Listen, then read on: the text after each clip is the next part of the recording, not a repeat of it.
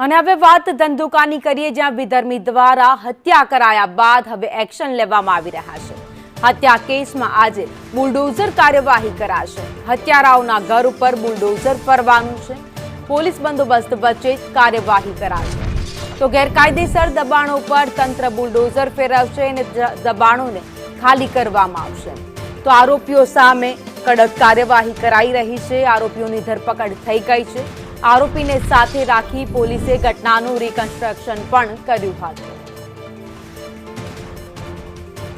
તો ધંધુકામાં 3 દિવસ પહેલા જે બનાવ બન્યો હતો, એક વ્યક્તિની હત્યા કરી દેવામાં આવી હતી। એક સામાન્ય બાબતે હત્યાને અંજામ આપવામાં આવ્યો હતો।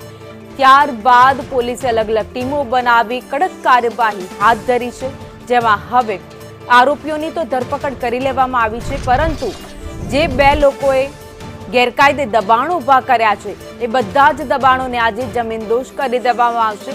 જો કે વારંવાર સરકાર તરફથી ચેતવણી આપવામાં આવી રહી છે કે કાયદામાં રહેશો તો જ ફાયદામાં રહેશો, અને જે લોકો કાયદાનું પાલન નથી કરતા તેમની સામે કડક કાર્યવાહી થતી રહે છે।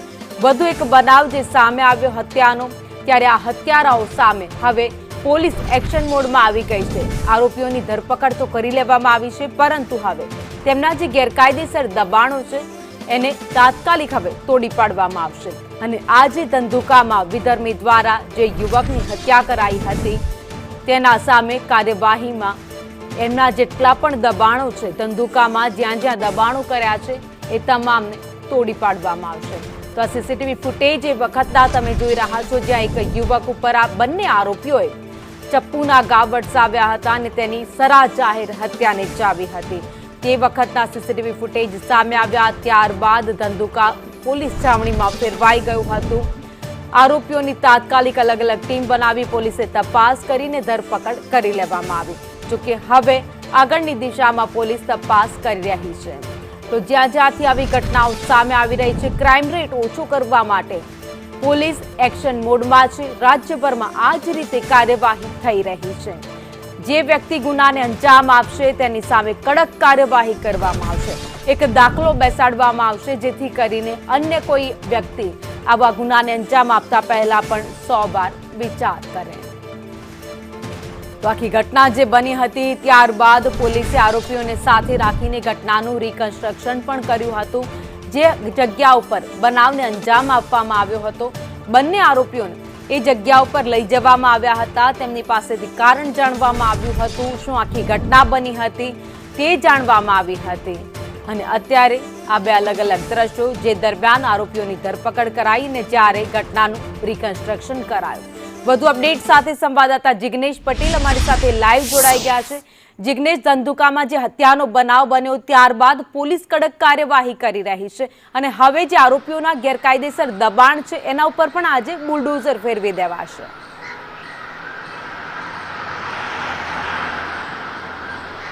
ભાવિની ન માત્ર 2 આરોપી, પરંતુ જે હત્યા થઈ અને ત્યારબાદ ધંધુકાની અંદર સમગ્ર વિસ્તારમાં, એટલે કે મુખ્ય માર્ગથી ચાલુ કરી અને જે તમામ જે વિસ્તાર આવેલો છે ત્યાં જે ગેરકાયદેસર બાંધકામ છે ત્યાં આજે જે તંત્રનો બુલડોઝર છે તે ચાલવાનું છે। તેના પાછળનું મુખ્ય કારણ એ છે કે આરોપીઓએ જે હત્યા નિપજાવી, સામાન્ય ઓવરટેક કરવા જેવી બાબતમાં જે એક યુવકની હત્યા થઈ ત્યારબાદ આખા મામલોએ ગંભીર સ્વરૂપ લીધું હતું, અને હવે તે મામલે જોડાયેલા જે તમામ લોકો, જે આરોપીઓ છે તે અને તેની સાથે જોડાયેલા તથા ધંધુકાની અંદર થયેલા ગેરકાયદેસર અવૈધ જે બાંધકામો છે ત્યાં આજે તંત્રનું બુલડોઝર છે તે ફરવાનું છે। અંદાજિત 9:30 વાગ્યાના અરસામાં જે તંત્રની કાર્યવાહી છે તે શરૂ થનાર છે, અને તેના અંદર અંદાજિત જે પોલીસનો સર્વે અને જે રેવન્યુ વિભાગ દ્વારા જે સર્વે કરવામાં આવ્યો છે તેના અંદર અંદાજિત 80 થી વધુ જે કાચા પાકા જે મકાનો અને જે મકાનોની આસપાસ થયેલું જે નાનું મોટું ગેરકાયદેસર કન્સ્ટ્રક્શન છે ત્યાં આજે જે બાંધકામનો ઉપર જે હથોડો છે તે વીંજાઈ શકે છે અને ત્યાં ડિમોલેશન થશે। એટલે કે અંદાજિત 80 જેટલા જે મકાનો અને જે અવૈધ ગેરકાયદેસર બાંધકામ છે ત્યાં આજે તંત્ર દ્વારા વહેલી સવારથી, એટલે કે 9:30 વાગ્યાના અરસામાંથી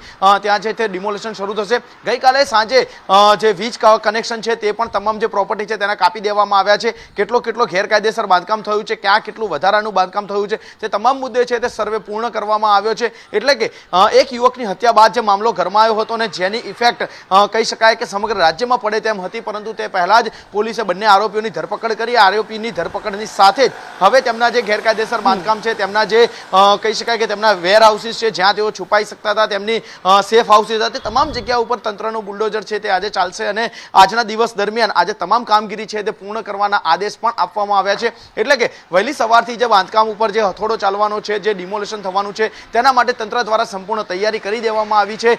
સ્ટાફ તૈનાત કરી દેવામાં આવ્યો છે. અંદાજિત 600 થી વધુ પોલીસ કર્મચારીઓ, અધિકારીઓ ત્યાં હાજર રહેશે બંદોબસ્ત માટે અને ન માત્ર પોલીસ પરંતુ અન્ય કંપનીઓને પણ બોલાવવામાં આવી છે, જેની મદદથી પૂરતી સુરક્ષા વ્યવસ્થા સાથે જે ડિમોલેશનની કામગીરી છે તે આજના દિવસ દરમિયાન પૂર્ણ કરવામાં આવશે. જી ભાવિની. આભાર માહિતી માટે.